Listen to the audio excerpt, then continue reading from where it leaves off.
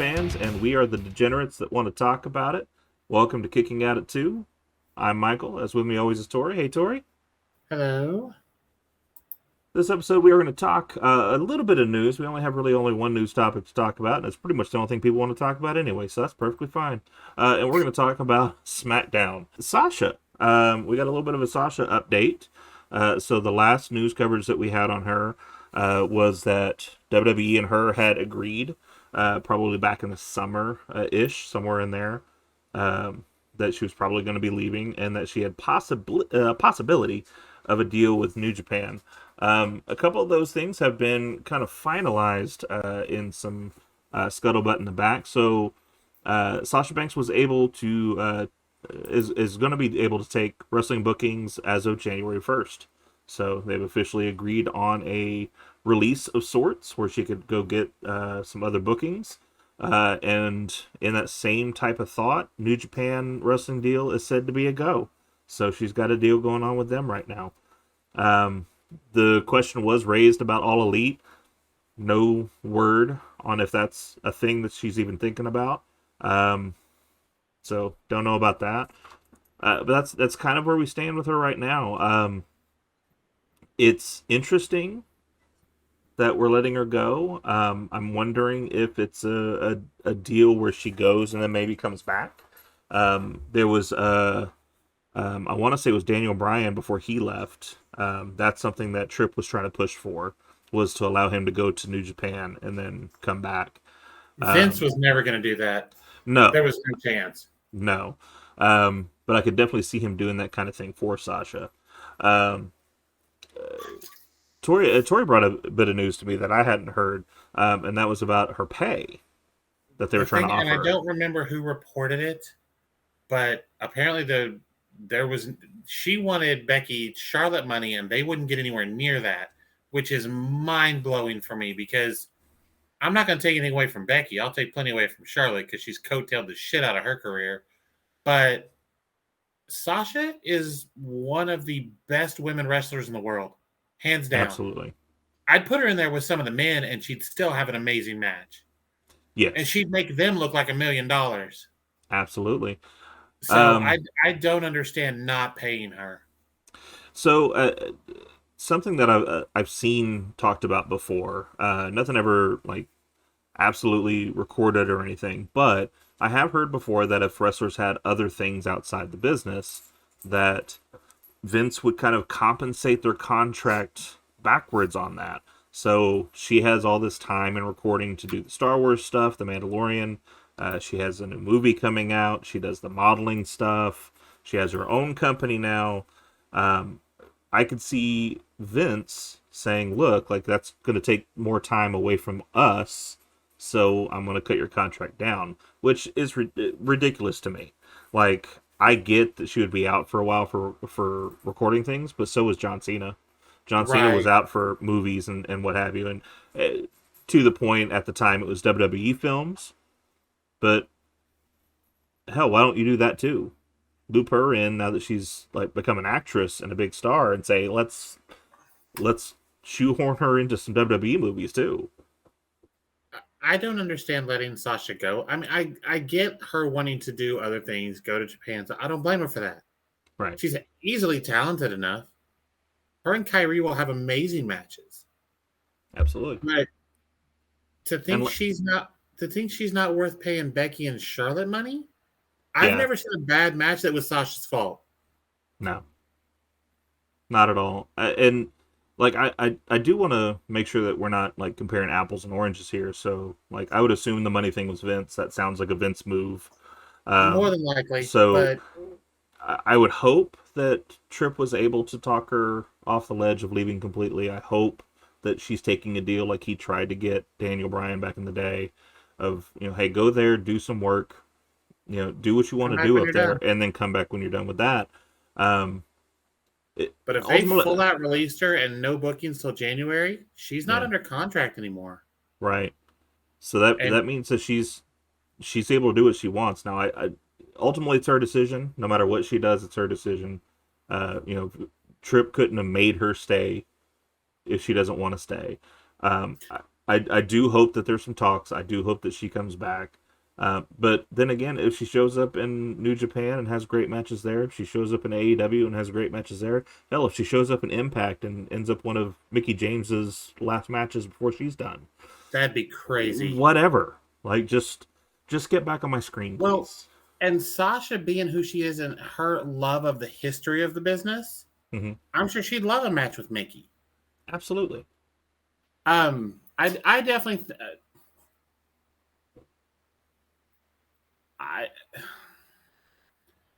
I don't see Hunter letting her walk away because she has talked about how close her and Hunter are. Yeah. There's no chance that phone call didn't happen the minute he took over. Oh yeah. But whatever she does, I'm here for it. Let's go. Yeah. Let's do this. Yeah, no, I don't disagree with you at all. I mean, considering the amount of people that it seems like he immediately called, because like there's no way that these deals just happened. No, there's no chance that the second there was a discussion of Vince stepping down, that Hunter didn't go, okay, I need to start calling people. Yeah, I'm going to put some people back in place. Now, I did see something saying that they're a little underwhelmed with some of the people that have come back, and I understand that. Yeah. There's been some things that I'm just like carrying across. The character's great. There's no direction. Yeah. Which some of that, like, it's, to me, it's not as much as it is the talent as it is what they're doing with it. Some of the talent is, like, don't get me wrong. I think Tripp tried to change the game by putting all of his toys on the main roster. I think that was kind of a problem. It's like we talk about Hit Row, I like Hit Row. I don't care about them yet. And so them going back down to NXT and kind of like redoing that act a little bit and freshening it up a little bit. Wouldn't have been a bad thing. Wouldn't have been a bad idea at all. Maybe a couple of the other people that he brought back, have them start off back in NXT for a month or two. Let's lead back to coming up. The carrying gimmick, I agree with you. There's no direction of it at the point. Like, at first it seemed like he was very like pointed to what he was trying to do, and that was he was trying to get his way to the world title. And now we've made like 3 other pit stops, and like either go for the title or don't. Like, I'm kind of tired of you just flailing out there. Because don't get me wrong, him and Roman would be awesome to me. Like, go ahead and do it. To me, he's less of a threat than Drew or KO or anybody else. Oh, don't get me wrong. And and I feel like, I don't know if that's a booking issue or if it's a person issue, but if Sasha goes to New Japan, I don't think her making a popover into AEW would be a bad thing. 1-2 stops, she does not need to be there for long term. Show up, have a match or two, go on about your business.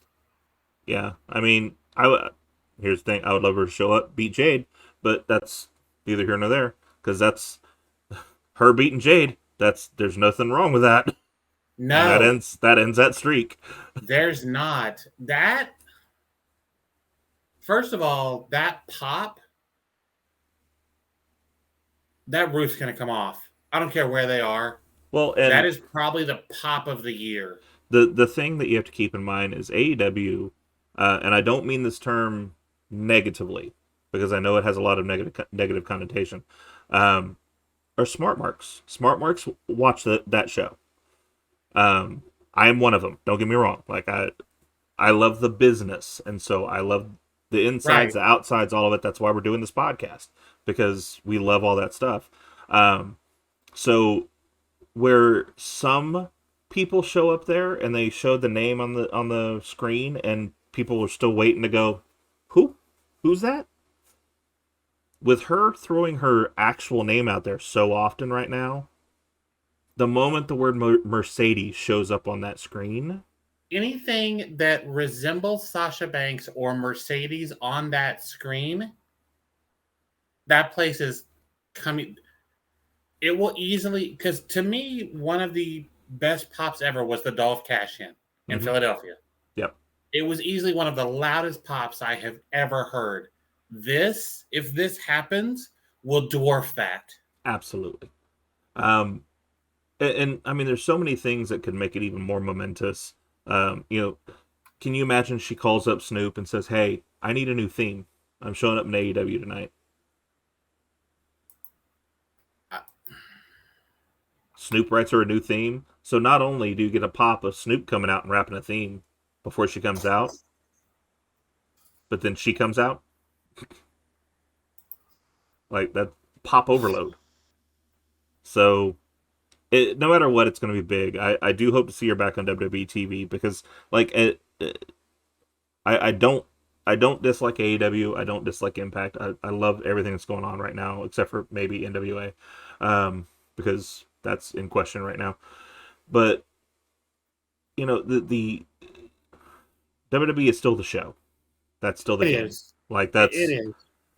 I don't think anybody can dispute that. Like demographics aside and certain nights aside, they're not hitting the numbers that WWE is. They're not hitting the views that WWE is. And so I want to see her come back to the biggest and the best. And so I hope she comes back. But if not, she'll have an amazing career. She'll do amazing matches, and I will be here for the whole damn thing. Right. 100%. And it's one of those things that as much as I enjoy AEW, it's we live in Oklahoma. It's OU OSU. OU is always going to be Big Brother. Yes, absolutely.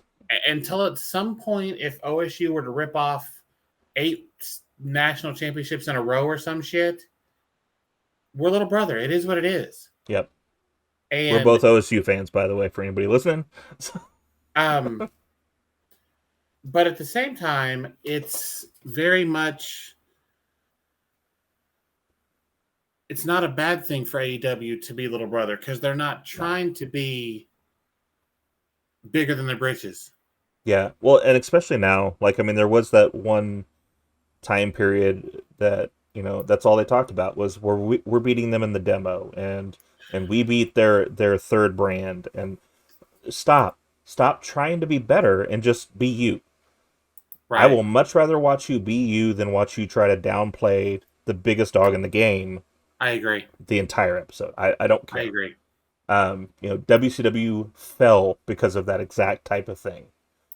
One statement of that'll put butts in seats, and everybody moved on over to the big dog. So, like, you got to be careful of that kind of thing. So I'm glad that I don't hear that nearly often anymore. Right? Yeah. The sooner they get away from trying to beat them and just when they just go out and put on a good show. Mm-hmm. Before Hunter took over, it was a better show. It was a much better show. Now it's obvious things are different because it's Hunter. Yeah. And that matters. It does. He knows the business. He knows what the fans want. So. And he's willing to listen to other people. Like that's kind of the big thing to me. Like I agree. When it's one thing to have a funnel because obviously you have to. You can't let everybody write everything they want all the time, or you end up with like Bray Wyatt and their things right now, which we'll talk about that here shortly. But like you have to have someone that's the filter. Right. Unfortunately, the filter that they had at the time was out of touch and didn't want to listen to anybody. So it wasn't filtering things. He was looking at it going, I don't like that. Nope, not doing it. Instead of going, hey, explain to me why this works. Explain to me why this makes sense. Because I think that's a lot of what's happening now. Because I've heard that from different podcasts I listen to with people that work with him. Of that's what happens now is they go to him and go, hey, I don't like this. Here's what I think would be better and why. And if you come at him with that, then generally it's walked away with a better understanding of either A, what the plan already was, or B, yeah, we can go this other direction. That makes sense. Right. Where Vince, it was, nope. Because he understands that it's not just catering to his taste. Mm-hmm. Whereas everything before catered to Vince's taste. Yeah. Wrestling's a buffet. We've Very said it much so. almost every episode. Very much Wrestling's a so. buffet. Um, It's so a it's $4 lobster in Vegas. yeah, It's on the Ocho. It's a buffet. Everybody gets to enjoy it. it's on the Ocho. I like that. Are we talking about Chris Jericho, the Ocho, or the No, channel? have No. you no, have you noticed that during 10 counts, the fans now yell Ocho? Yeah. It I it think it's funny. it's it's great. Fans sometimes are really good. I'm waiting for it to show up on WWE shows Yeah. because I don't know if it did last night or not. I don't remember Probably catching it, show but it'll probably show up on NXT first, and then might bleed over. yeah, Um, I just didn't like when they started doing 10 for every punch of 10 punches because then I'd lose count and I didn't know where we were. Um, so on to SmackDown. We're gonna kind of speed run through this a little bit. There was really only a couple of things that really stuck out. Um, it wasn't a. It was an okay show, but it wasn't a yeah. great show.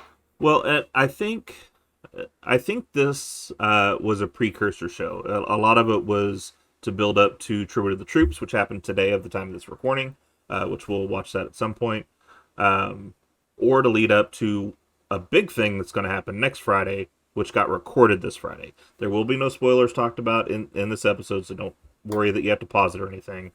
We have not watched nor saw results of what's going to be happening in next week's show, so don't worry about that. But we'll talk about like the big announcement that's going to happen next week.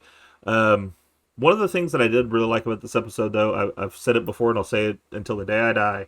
I love through storylines that run through the entire show and we keep going back to in between things. And this one was Sammy's big day. That's the whole thing about this. Last week, as everybody's walking out, getting out of the arena, Jay pulls aside Sammy and just kind of tells him, hey, next week's going to be big for you.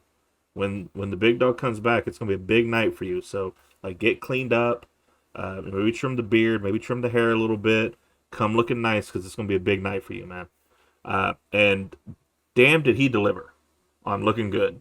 Like, I got to say, like, I was expecting him to come back as, like, facing John Cena in the open challenge, Sammy. No, he came looking like mini redheaded Roman. Like, he trimmed the beard up. He got the man bun going on. Got the suit jacket. Like, he cleaned up. So we start with that. Like, they come in their stretch. They get out. It's him and the Usos walking in. And then, we're live. And then at that point, we start off with the first match, which the first match was pretty good. It was the Women's Tag Team Championship match, Damage Control, versus Liv Morgan and Tegan Nox. It was a good match with a really weird ending. I like the Liv Morgan Tegan Nox team. It is a good team up. I would like a little more backstory context to it, but I do like it. I'm a little torn on it. I love Liv as a solo act. I don't like that she was kind of ripped out of the women's title scene so quickly because she just kind of lost it and then moved on. But she's in that challenge for next week, so yeah. So maybe Okay, so cover the ending of this because I looked down for a second and that happened, and I'm like, what? Yeah, it was a really odd finish. So Morgan and Nox hit an assisted code breaker into a Shining Wizard on Sky for a near fall. Thanks to Kai interfering. Morgan hit a sunset bomb to the outside, which looked sick. Yeah, it did. I was a little worried about Dakota Kai on that one. That looked a little rough. Yeah. So Morgan hit that to the outside with a shotgun dropkick on Sky. Nox got Sky with a senton, but Sky got up and hit a shot on Nox to send her to the outside.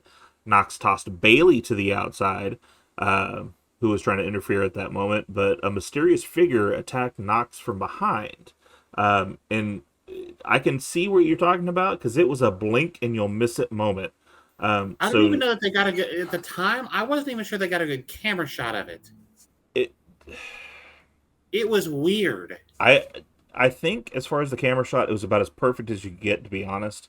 Because literally, Like I said, you heard, obviously not the kick, it was probably a slap for the kick, but you heard the kick and then she was out. Like she like she kicked and got the hell out. I just was like, what the hell just happened? So yeah, so just kind of rewind it a little bit. So Knox is on the outside with Bailey. She throws Bailey over the barricade, and then as she's throwing her over the barricade, you just hear pop. See someone in a black hood and a black whole suit, and then they drag that person off. There's a lot of question and conjecture going on Twitter at the time that this happened on who it is. Some people are thinking it's Chelsea Green. Some people thinking it's a call up. Somebody said it was Mandy, and I'm like, stop it. Yeah. Well, and here's the thing: if it was, that would have been insane. Because that means you did this whole thing, and 48 hours later is to fool it. Well, yeah, I mean, to fool everybody to think she's fired, and then she shows up, and maybe that's think Matt Hardy with that storyline back in the day where he shows up in the crowd and just starts like interfering left and right. Like do that kind of thing with her. I'm not saying I would like it. I'm not saying I would hate it either, though. That would be a very interesting. It would have shocked the shit out of everybody. Yeah. So I mean, either way though, we find out later in the night that it was Xia Li. No real explanation as to why. So does she have a problem with those two? Is she going to join Damage Control? I'm wondering if this is going to go back to something that happened in NXT. I don't have a specific situation, but I'm just wondering if this is going to be like them saying Xia was supposed to have a match because of something else or whatever. Yeah. Tegan ended up with it because she attacked Tegan. Yeah. Not Liv. Right. So I'm wondering where they're going to go with this. It's interesting. Yeah, it definitely it's one of those things like now that Tripp has taken over, we see a lot more of something happened, and now I want to know why. What is this going on? And so it makes you want to watch the next episode because I want an answer for this. I want to know what's going on. I'm definitely interested to see what they do with this. Yeah. So with this, they put Knox back in the ring. Sky hit a moonsault on Knox for the pinfall and the win and a title retention. So she hit her knees first, right in the gut. Mm-hmm. She was just a tiny bit too far away. Yeah, the moonsault to me is always scary for that. Like, I understand it's scary for the person because they're taking a backflip. I get it. Right. Like, a backflip itself is scary. To me, that's scary for the person on the ground too because they got to hit that right to not hurt me. And she did not. Yeah. Then we have a vignette about Gunther. It's just kind of showing. Talking about his wrestling philosophy ahead of his match with Ricochet. I love the Imperium gimmick. They've done nothing to make me care about them on the main roster. Now, on the flip side, we got what I was kind of hoping for Ricochet. Ricochet had been doing some Twitter made vignettes himself before this whole him and Gunther and all that thing happening. And so they did a vignette of him walking around Las Vegas, which is kind of reminiscent to that. This is gonna make me care more about Ricochet. Show me more of his character. Him getting in the ring and doing his moves, it's all amazing. But give me him. I want to know who he is, not just see him do amazing moves. He's the ring announcer's boyfriend. That's who he is. Yeah, yeah. There was a video package of Kevin Owens and his feud against the Bloodline, which then. Like, we kind of get the taste of what this through storyline is of this special night that we're having. So after that video package, Sami Zayn and the Undisputed Tag Team Champions, the Usos, were backstage. You have Jay saying that Roman Reigns would make Sami Zayn a full-time Us. That's what the plan is. And so, Zayn's really kind of hyped up for that. And he's do I look good? What's your beard guy? Is the jacket too much? Does it look good? So he says, you know what? I'm going to go clear my mind. I'm going to go walk around a little bit. I'm going to go get some water and just kind of clear my head. I'll be back. And so he leaves. And then Jimmy is kind of like, "What are you doing?"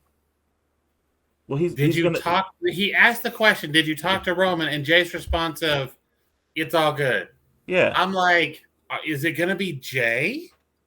yeah. It's weird, but Like, are we so going to get Jay turning on Roman? yeah. To be honest, I'd be down for it because I don't I think we got love, enough. I don't think we got enough main event Jey Uso no. against Roman. I don't think we got enough of that. And I so seeing that definitely again would love be the good. fact that this storyline has us all guessing. Yeah, because it is week to week. It's is this going to happen? Is that going to happen? What? Where the hell are we going with this? I Because noticed something that I'll bring up when we do this, when we get to the end of to their segment at the end. okay, um, and so yeah, so Jimmy is kind of doubtful of what's going to happen. Did you talk to the big dog? Did you talk to the head of the table? No, it's all good. Um, He okay, never watch. said no, but he Well, never yeah, said yes. He's like, that's right. it's good. It's all good. I got this. Yeah, and so Jimmy just says, I don't want you hyping him up for a big disappointment. Um, so it's interesting to see where that's going to go. Then there was a video. We were showing all the LA Knight things that have happened because we're going to lead up to an LA Knight promo. Um, this, I don't know. This, I'm still going to keep watching. I am because I want to see where this is going, but I more want to see where it's going because I'm confused at this point of what the hell's going on. This is slow burning a little too slowly. Exactly. So LA Knight comes out, cuts a promo. I mean, it's pretty much a self-written promo of like, you've been doing this. You're saying it's not you. You're saying it's Howdy, but I know it's you. Get out here right now. And so then Bray comes Right. out, um, talks at least a little more straight than he has been. Like, he wasn't talking in circles this time, so he's very kind of pointed about it. And it's like, look, I've said it's not me. I'm tired of this game. I'm tired of going round and round with you. It's not me. So I'm gonna get in the ring, and you're gonna say what you need to say, which is basically him calling for that apology that he asked for last week. You're gonna say what you're gonna say, and we're gonna squash this. And then just a little note before we get on to where that led to. Did you notice what he did when he came out? So when he came, Yeah. yeah. So little throw out to Brody. He walks out. Yeah, yeah, yeah, yeah. I I did. love I it. caught that. Um, I'm gonna grab a drink. Keep going. okay. For those that don't know, at the time of this recording, yesterday was Brody's birthday. So there's been a lot of references to him on Twitter, on shows, just kind of shouting out love for Brody. So, and that's going to come from this podcast too. So sad that Brody had to leave so early in his life, so early in his career. From everything I've seen, good dad, good person. Definitely gone too soon. As Kevin Smith would say, a big bucket of wind. So, um, so I yeah, did not know the birthday thing. yeah, it was his birthday I didn't. yesterday. That makes more sense as to why I wondered why Bray did it, Yeah, but there's been a lot that of makes that way today. A more lot of sense. Twitter posts and stuff of just Okay. kind of shouting out Brody. So, um, so yeah, so at that point, he gets in the ring. Him and Knight have a little bit of a catchphrase back and forth. Um, and then Knight cheap shots him, gets him in the corner, stomping him. And then all of a sudden, the stuff happens on the screen. He looks up and it's Howdy. Howdy's going, little pig, what have you done? What this is referencing is what is intriguing me more. Like, is he calling Bray the little pig, or is he calling LA Knight the little pig? So where are we going with that? But so he basically says, like, wait till you see what's gonna happen.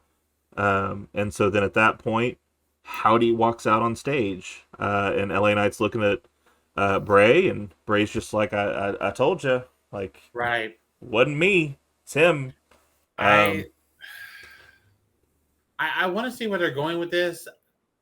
They need to move it along a little. Uh, yeah, I'm all for a good slow burn. This is not a slow burn. This is a tiny bit of fire, a tiny bit of smoke, and a fire that was put out 2 days ago. Yeah. Like, The one thing I do like about this though is whatever this is apparently being kept very tight.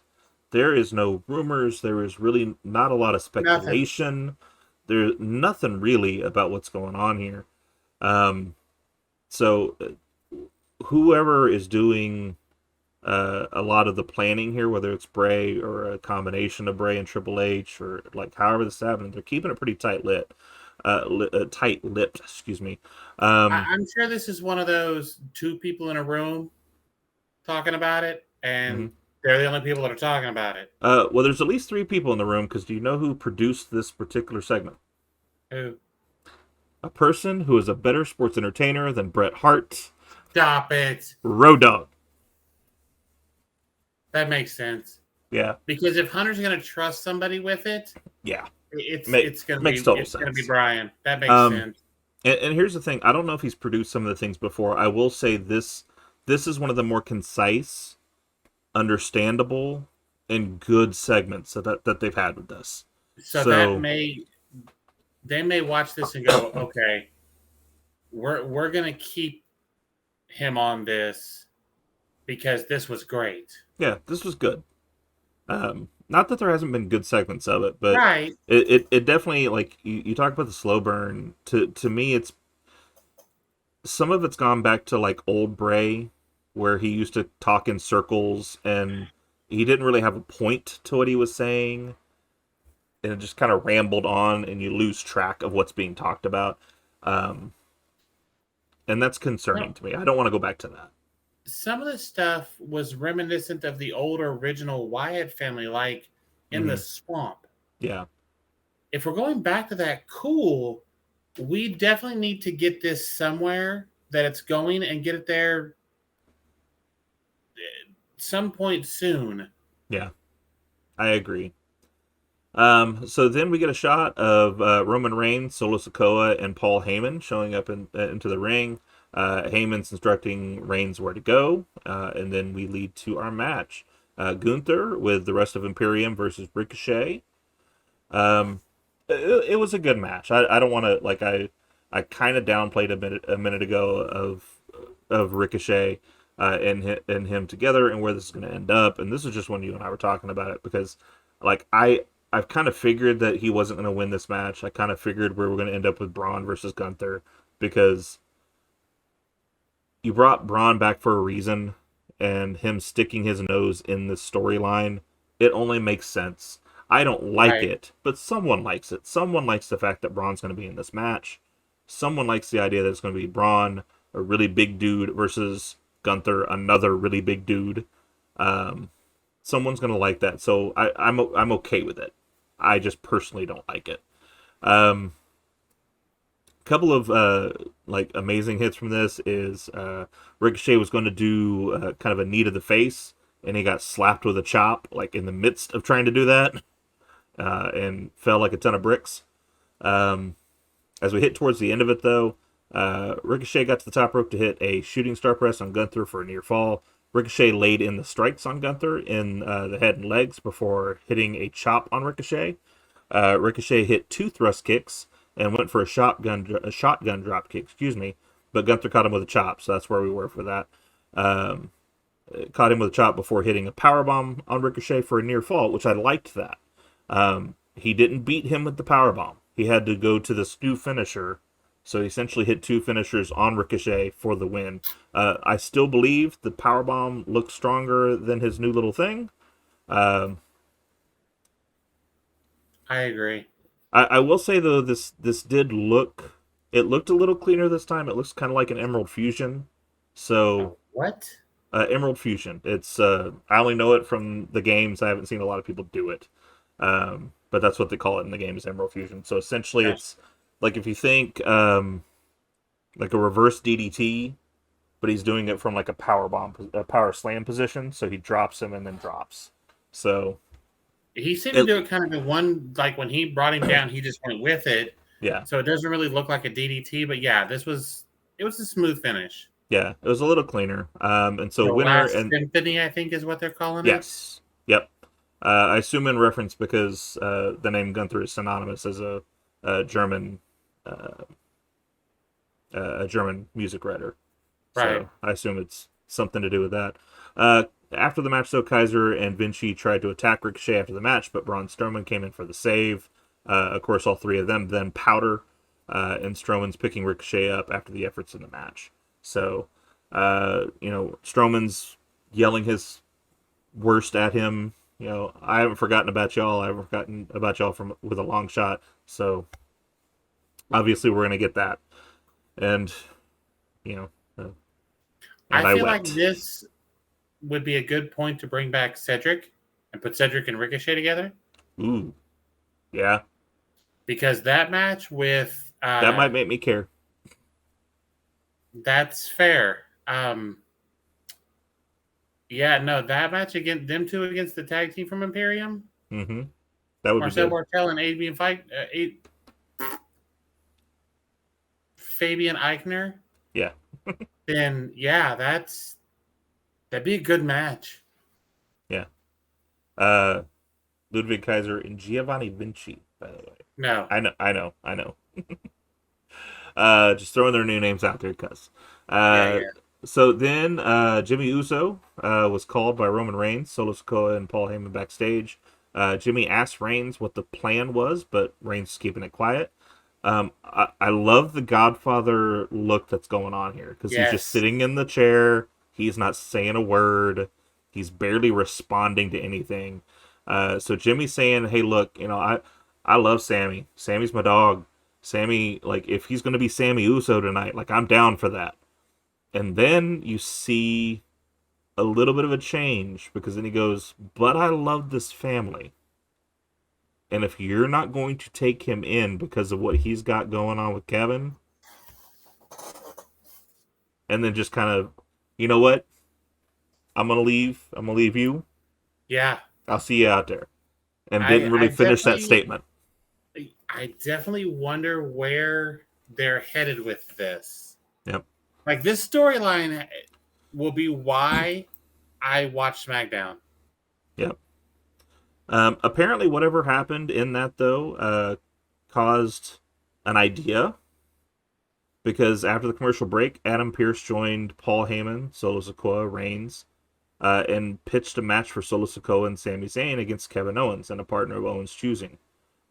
Pearce agreed to it, and Reigns suggested being on the 12/30/22 edition of SmackDown, where Pearce was saying, "What are we going to do on a Royal Rumble? We're going to do it on a pay per view. Where are we going to do it Right. at?" And so he mentions to do it on SmackDown at 12:30. Um,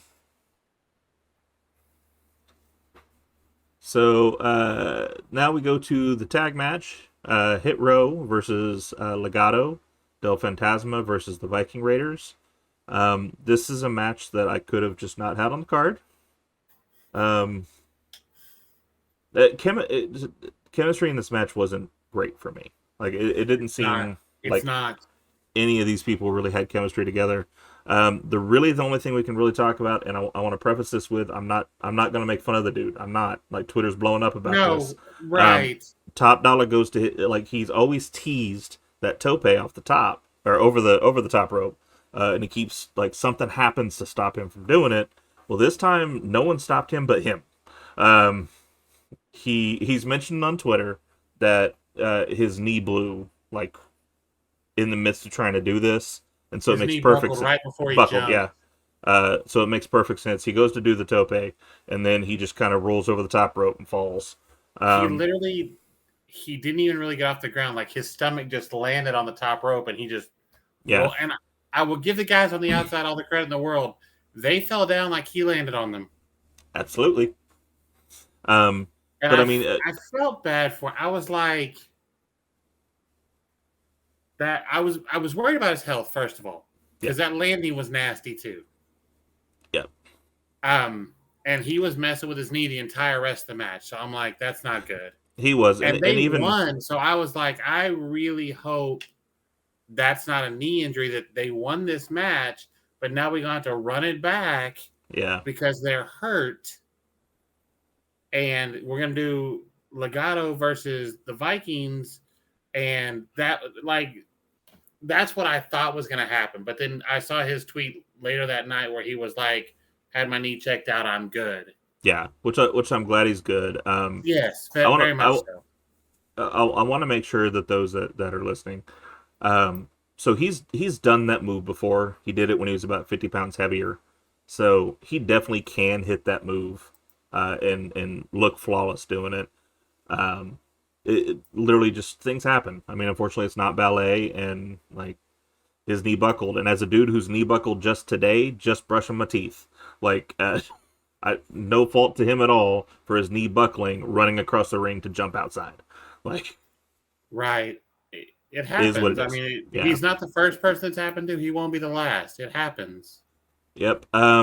So interesting ending to the match, just because we felt like we needed to get everybody into the match. I felt bad for. I know he's hit the move before. I just was like, that was rough. Yeah.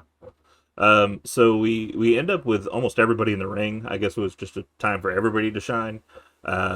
Del Toro hit a drop kick on Eric, but Ivar hit a senton on Del Toro. Adonis was tacked by Vega, who was on the outside of the ring, causing Valhalla and B-Fab to interfere, with Vega hitting an Asai moonsault on Valhalla to the outside. Wild hit a chin breaker to Top Dollar and ran the ropes before hitting a back suplex dropkick combo on Wild for the pinfall win. So interesting finish for those two. Like it was a pretty good looking match. You could tell his knee was still bothering him. They hit it, and as soon as he like went to stand back up, he kind of grabbed his knee a little bit as the pin was happening. That's what worried me, that he had damaged something. Yeah. I was worried because of the landing, first of all, because that was rough. Yeah. But then the way he got up and was kind of bending the knee and messing with it, and I'm like, oh, that's not good after you just made them the number one contenders for a shot at the titles. Yeah, no, that looked like me trying to get something off the bottom shelf. Yeah. So winners hit row, so that means that they get a tag title match next week. Yeah, so interesting. We'll see how that goes. Here's the thing: at no point do I think they're winning this. No, I don't even consider this a legitimate challenge. But as good as the Usos are, I'm interested to see how good Hit Row looks to me after this match. Fair. Because I think they will help pull them to a new level. I'm hoping. That's fair. Anyway. That's 100% fair. Yeah. So then we get a backstage with Raquel Rodriguez. Essentially, she's just talking about her arm, and then she gets beat down by Rousey and Baszler, targeting her arm again. Everything I've read, she's not actually injured. So this is all just, it's all actually just storyline to it's keep just her to make away it look from better when she wins the 6-pack challenge next week and gets the shot at Ronda. Yeah. So now we're back to the Bloodline. They came to the ring to cut a promo. Reigns asked the crowd to... When they were standing at the ramp, did you notice? Even Solo. Oh, no, I didn't. Yes. I was too busy looking at Sammy because Sammy started off not doing his crazy Sammy stuff. And so just stoically did this and then started dancing afterwards. But like he didn't come out there dancing around. Too. Solo. Okay, nice. All right. And I was like, okay, he spent time with Roman and now he's doing it. Okay. Yeah, nice little touch. So they came to the ring. Reigns, of course, started off to acknowledge him, to which the Chicago crowd obviously obliged. Everybody loves it. Reigns then told Zayn that tonight would have been a great night for him, which you can already see the face start to drop of, oh, shit. Sammy's facial expressions are so on point. Yep. So he said it was going to be a great night, but he said that the Bloodline has a Kevin Owens problem. Kevin Owens has been there every step of the way, informed Zayn that he would team alongside Reigns, not with Solo, to face them in him and a tag team partner of his choosing in a match on the next week's SmackDown. It's the 30th. It's not next week's. Oh, it's 30th. Excuse me. So then Zayn, grabs the mic and he's kind of going off on him. He's like, you're right. He keeps getting in my way. He keeps like holding me down, and because I'm his only friend, and then immediately I he caught that stops. line and I was like, "Oh shit!" Yep, and this is literally it's one of those moments like Kevin Dunn gets a lot of flack, but the camera work at this moment was perfect because you went on Roman, who had the almost the same look on his face with the "I don't give a damn" what the tribal chief says. That's exactly what I thought. It was that moment when Jay was like, I don't give a damn what the tribal chief said." Yeah. I'm Uh, sorry, bitch. What? and then they And then shot Sammy starts Jimmy. backpedaling. Yeah, well they did a shot of Jimmy too. I didn't see a shot of Jay, and so I don't know what that means, but a shot at Jimmy and Jimmy kind of looking like, damn. I, So then, yeah, he backpedals and he's like, "It used to be. I used to be his only friend. Just to be clear, I I'm used to tell be." everything they're doing is making this the best storyline they have. Absolutely. And I mean, I Um, understand it's their main storyline because of the titles, but this is easily the best storyline they have going. yep. And so then, as he's trying to backpedal that, we get a sign, a nice little video from John Cena himself, Well, I mean, which I heard the video. There was nobody there. I heard rumors that he was going to be there for this, and we hadn't seen him. I'd honestly forgot. I forgot he was going to be there, Uh, and so they they said last week he was coming, but they didn't say when. yeah. So he shows up on the Tron. He says, hey, it's so weird. Like, I got a random text message from my good personal friend Kevin Owens. Uh, you know, s- Which uh, is hilarious. a lot of emojis. Uh, He you said know, the eggplant emoji yeah. and then a peach, and I'm like, John, stop it. Did you notice he doesn't look near as big as he has? No, he's dropped a lot of mass. Um, I was like, it's is John going to chemo? What is happening? no, he's not as big as he was. He dropped a lot of mass around the time he did Vacation Neighbors. Is that the name of the movie? I don't know. It was a movie he did, and he dropped a lot of mass for that. He was, I mean, still cut, but Oh, I'm just sure. thin. But he was ripped for Yeah, Peacemaker. So yeah. Well, so towards the end of it, it started to look like he was lightening up a little bit, but um, so he basically said like, yeah, I got this from him, and he's asking me if I want to be his tag team partner. He mentions a streak. He's like, you have done a match every year I except for heard this that. year. I heard that, and I was like, holy shit. Yeah, and I'm like, okay, so, That's a uh, crazy stat, too. yeah, so like him saying like, hey, we're running out of time here, and so I think 12:30. That's kind of a perfect timing. So I said, hell yeah, I want to be your tag team partner and face the uh, head of the table and Zayn. In which case he says a bunch of shtick because it's John Cena, and of course he can just spit on the mic and nobody gives a crap. Ending it by running off, going ho ho, holy shit, then runs off. Um,